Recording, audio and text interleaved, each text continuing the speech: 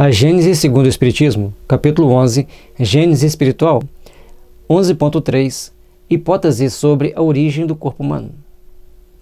15. Da semelhança que há de formas exteriores entre o corpo do homem e do macaco, concluíram alguns fisiologistas que o primeiro é apenas uma transformação do segundo, ou seja, que o homem, dentro do processo de evolução do espírito, o espírito vai imprimindo, conforme já explicamos anteriormente, a sua vontade, as suas características naquele corpo físico, e foi transformando o corpo de um símio, de um ser primitivo, de um macaco.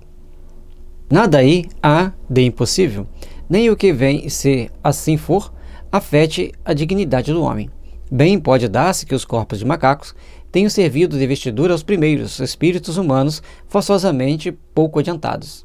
Então, ele já coloca para a gente que os primeiros espíritos humanos que reencarnaram na Terra eram um pouco adiantados, mas ligeiramente superiores aos macacos para imprimir sua vontade e começar a modelar um corpo melhor, e a própria ciência, nos seus estudos, já mostra isso atualmente, achando fósseis que mostram, por exemplo, a evolução do ser humano por várias etapas desse processo.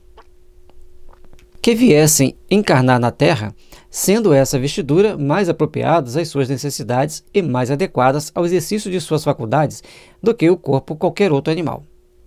Em vez de se fazer para o espírito um invólucro especial, ele teria achado um já pronto.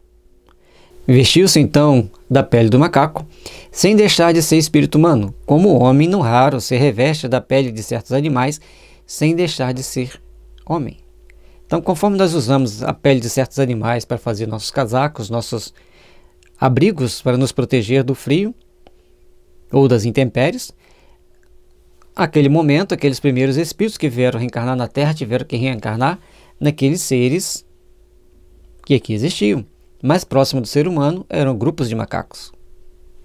Fique bem entendido que aqui unicamente se trata de uma hipótese, de modo algum posta como princípio, mas apresentada apenas para mostrar que a origem do corpo em nada prejudica o espírito, que é o ser principal, e que a semelhança do corpo, o homem, como com o do macaco, não implica paridade entre seu espírito e o do macaco. Então, o espírito humano e o do macaco são dois espíritos distintos. Mas, espera aí, se o homem veio do macaco, qual a diferença? A gente vai ver mais à frente que o processo de evolução foi aperfeiçoando um grupo, e esse grupo, então, vai transformando esses corpos e os outros vão ficando para trás. Logicamente que dentro do processo evolutivo, muitos espíritos de macacos vão passar um dia para os seres humanos. Dentro do processo de evolução, vão receber o local mais apropriado, nas raças mais apropriadas, no local onde se faz necessário a sua reencarnação para ele fazer essa transmigração. Ah, mas inserir então nas raças primitivas? Hoje na Terra não tem mais esse conceito. Todos nós estamos mais ou menos dentro do mesmo patamar de entendimento de evolução.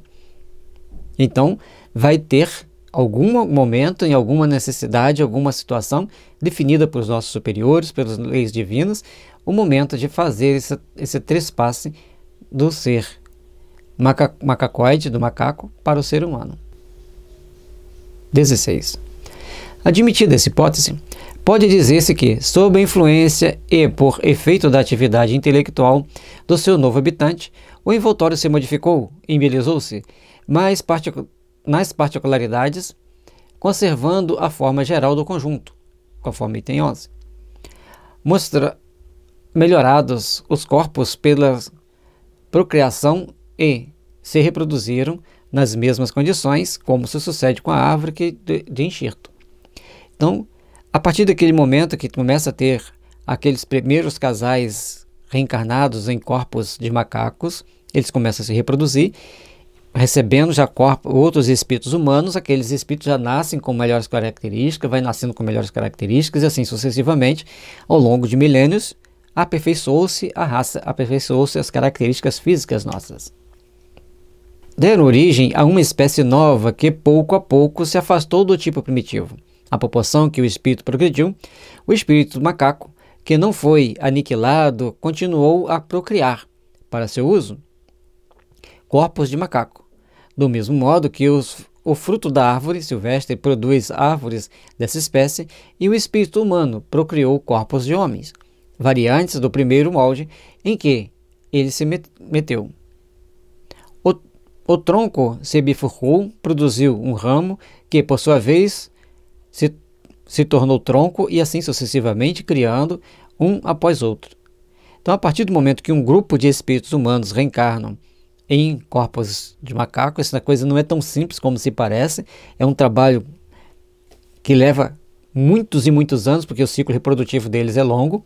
Então reencarna um grupo, nem sempre consegue nascer com vida, reencarna outro grupo e assim vai até que consigam nascer com vida e consigam procriar, porque nem sempre vão conseguir de início, porque a dificuldade é grande. Mas existe a ação dos engenheiros siderais. Aí muda muito de figura, mas não é muito diferente disso.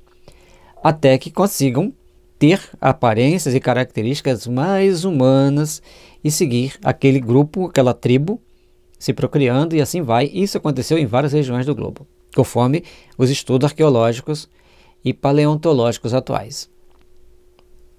Como na natureza não há transições bruscas, é provável que os primeiros homens aparecidos na Terra pouco diferissem do macaco pela forma exterior e não muito também pela inteligência. Em nossos dias, ainda há selvagens que, pelo comprimento dos braços e dos pés e pela conformação da cabeça, têm tanta parecência com o macaco que só lhes falta ser peludos para se tornar completa a semelhança. Então, tem várias características que, na época que Kardec escreveu, de seres que assim eles julgavam. Talvez sem estudo mais aprofundado, porque ninguém parava para conversar com aquelas raças que eles julgassem inferior. Simplesmente era uma raça inferior e eles, se julgando raça superior, os europeus no geral, eles tentavam impor, e se impor, escravizar, subjugar, sem querer nenhuma informação a respeito, sem querer saber nada mais sobre aquele caso. E a gente vai vendo hoje, entre todas as raças existem pessoas com curso de mestrado, PhD. Então não tem uma raça primitiva, tem espíritos primitivos. E às vezes dentro de países muito civilizados tem espíritos extremamente primitivos, que cometem crimes, que cometem barbáries incríveis. Então não compete a nós julgarmos hoje. Nós temos que entender que teve um processo de evolução que foi caminhando para se tornar, para buscar a perfeição. Todos passaram por essa transformação, todos passaram por essa etapa de conformização com as características da época para transformarmos-nos para as características atuais. E vamos continuar nos transformando, nos aperfeiçoando, a menos que o homem resolva agir negativamente na natureza, criando desequilíbrios e problemas drásticos para o futuro.